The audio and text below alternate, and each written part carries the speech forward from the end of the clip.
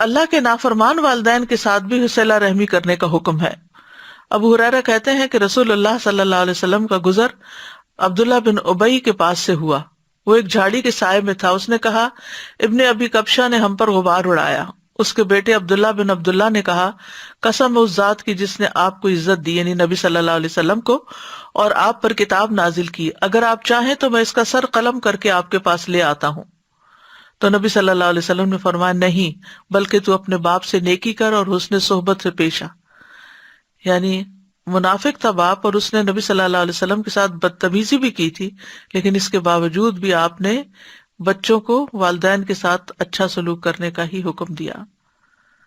پھر مشرک والدین کے ساتھ بھی صلہ رحمی کرنی چاہیے، یعنی ماں باپ اگر مسلمان نہ ہو، نان مسلم ہو، تب بھی ان کے ساتھ حسن سلوک کیا جائے گا، یا ان کے کچھ مخصوص قسم کے عقائد ہوں جو آپ سے ٹکراتے ہوں، تو بھی احسان کا معاملہ نہیں بھولیں۔ اسماء بنت ابی بکر کہتی ہیں، رسول اللہ صلی اللہ علیہ وسلم کے زمانے میں میری والدہ جو مشرکہ تھی میرے یہاں آئیں۔ میں نے رسول اللہ صلی اللہ علیہ وسلم سے پوچھا اور کہا کہ وہ میرے پاس کچھ مالی تعاون کی امید سے آئی ہیں، تو کیا میں اپنی والدہ کے ساتھ صلہ رحمی کر سکتی ہوں؟ آپ نے فرمایا، ہاں، اپنی والدہ کے ساتھ صلہ رحمی کرو، یعنی اس کی مالی مدد کرو۔